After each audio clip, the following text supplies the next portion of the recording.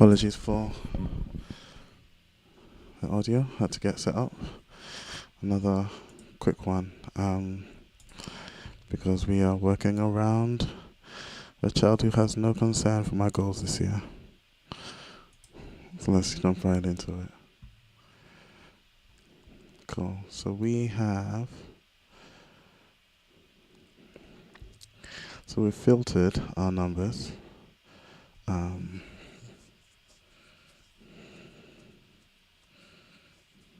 Using the map method. But our filter takes a callback function. Oh no, so we're going to filter. We haven't given it the callback function yet. We probably use a similar implicitly returning function. Callback function needs to return a Boolean value, which indicates whether the element should be included in the array or not. Okay, so the test should be either true or false. You want to return true. The element is not none. However, you cannot check for equality here because nan is not equal to itself.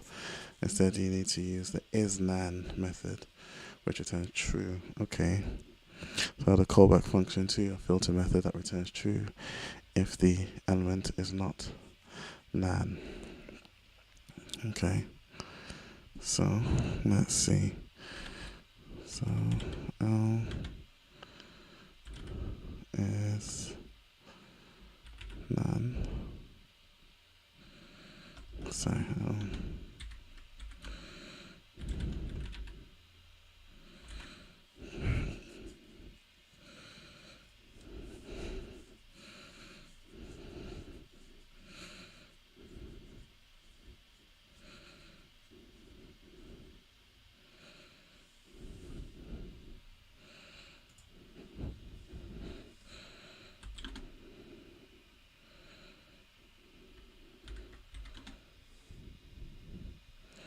this doesn't seem right. Yeah. Oh, okay, I don't need to use this. I can just say L is not none.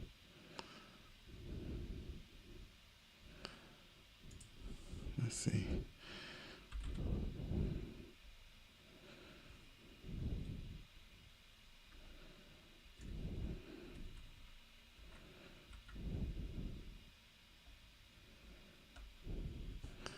I might use isNan.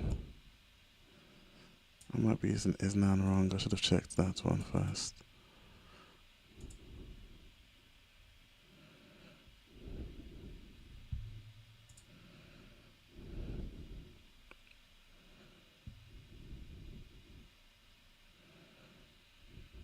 Right.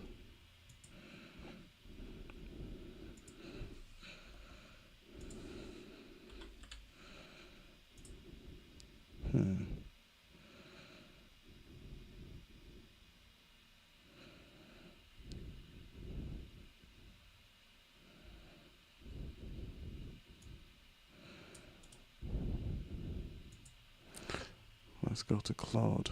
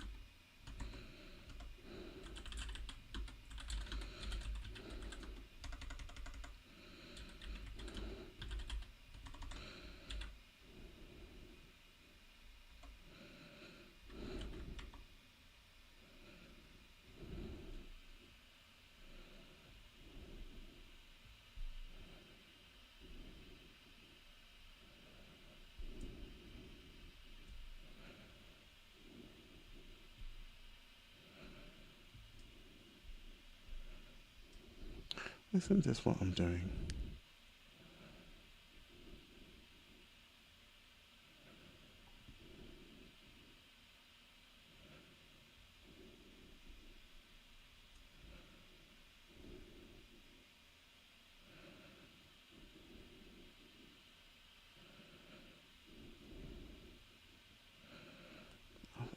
Isn't this effectively this?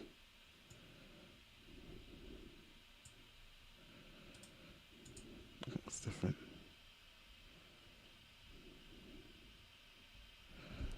Oh. Oh, that's stupid of me. I'm doing NaN.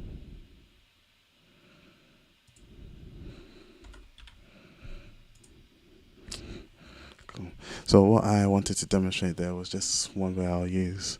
One way I think you can use AI to start debugging your stuff. We've used AI before. It was as simple as me doing capital A, N, small letter A, small letter N was my issue.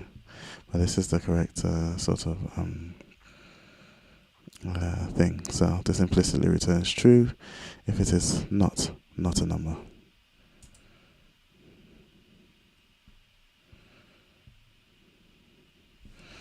Okay, so some chaining. Map, filter.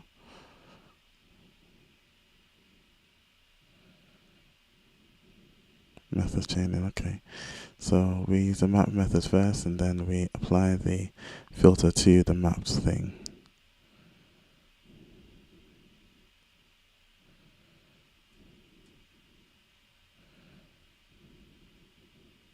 Okay. So I can just do that, is what they're saying.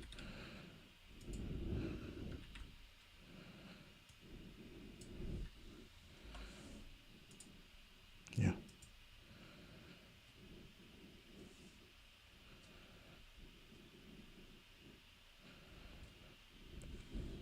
Okay.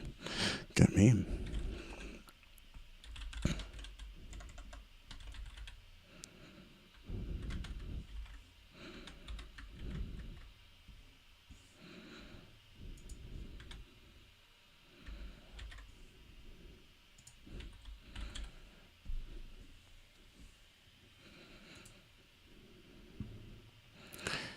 Get me an array. Yeah.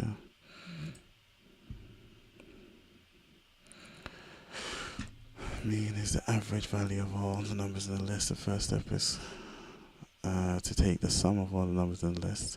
Arrays have another method called reduce, which is perfect for this. Reduce method takes an array and applies a callback function to condense the array into a single value. Declare a sum variable and assign array dot reduce to it. Cool.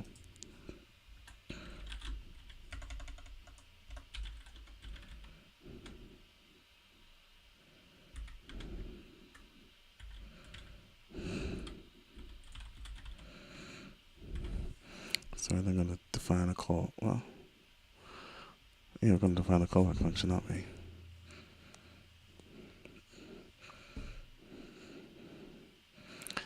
Okay, so reduce takes a callback. The callback arrow takes two parameters. First is accumulator, second is the current element in the array. The return value for the callback becomes the value of the accumulator on the next. Okay. For your sum, for here, let's call back to reduce. That takes the accumulator and the current element as parameters. The callback should return the sum of the accumulator and the current element. Cool.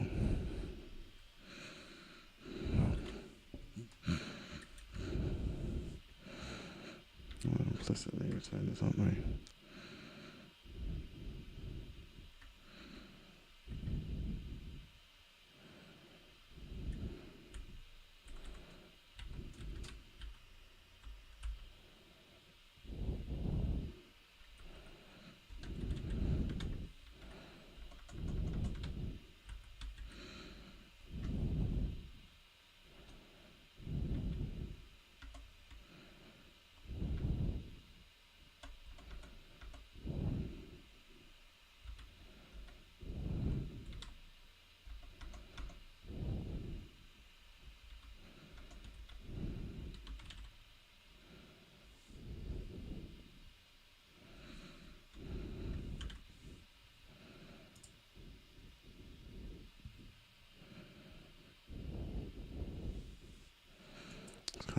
handy.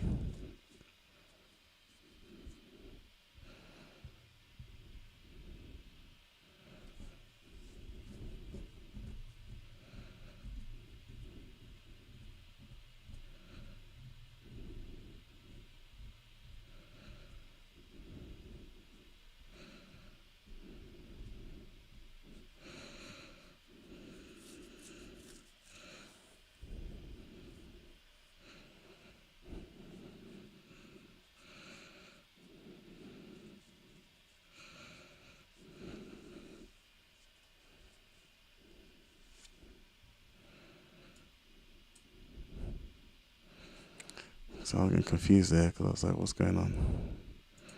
Cool. So our accumulator, we want to be able to start it from somewhere known. And I guess this is in part one thing I've realized with development is you want to be able to control that as much as possible. You want to be able to control the starting point.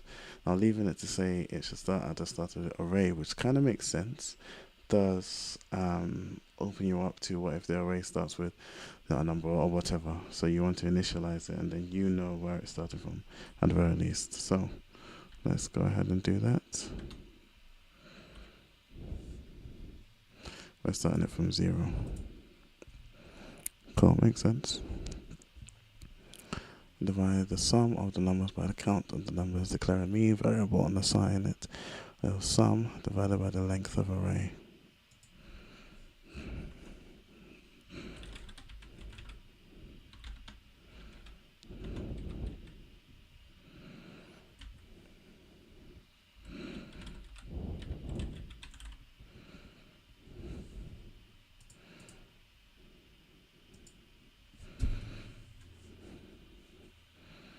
Return the value of mean.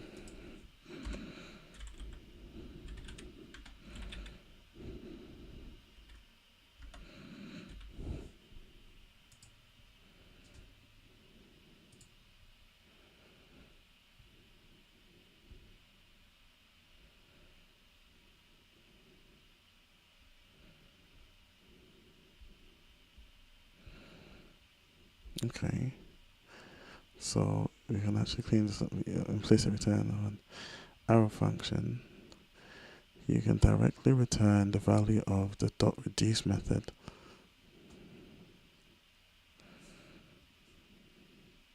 divided by the length of the array.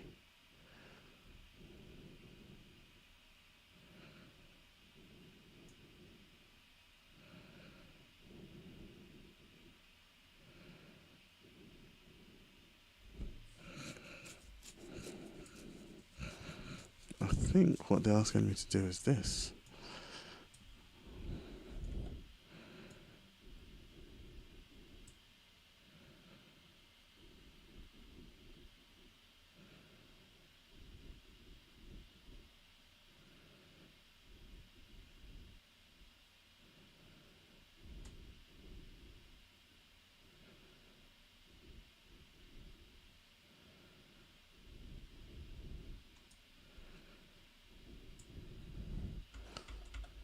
So because I'm directly returning it, I can stick these on the same line, and that should suffice. Cool. We figured out implicit returns.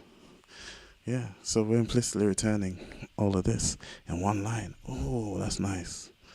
Okay, that's quite nice.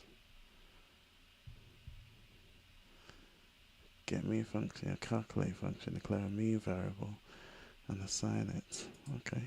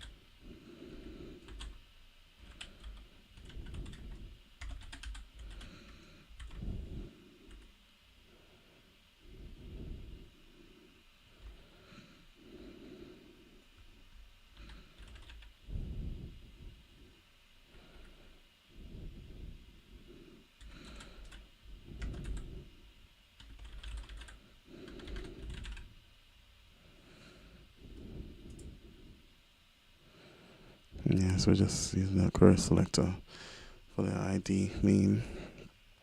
We're setting the text content to the value for mean. So that would be, I imagine, this bit here.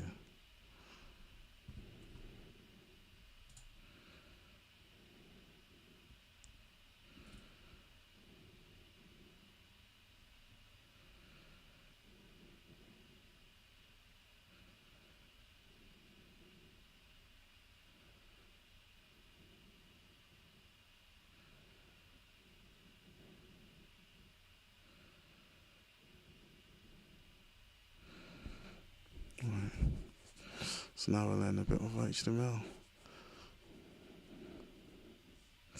When the form is submitted, the event triggers a page refresh.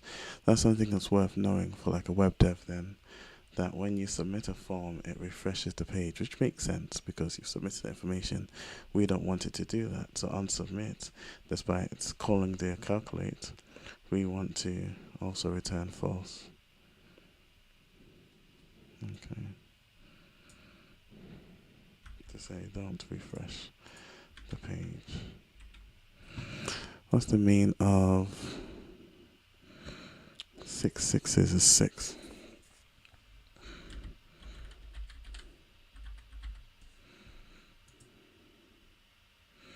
That's awfully accurate.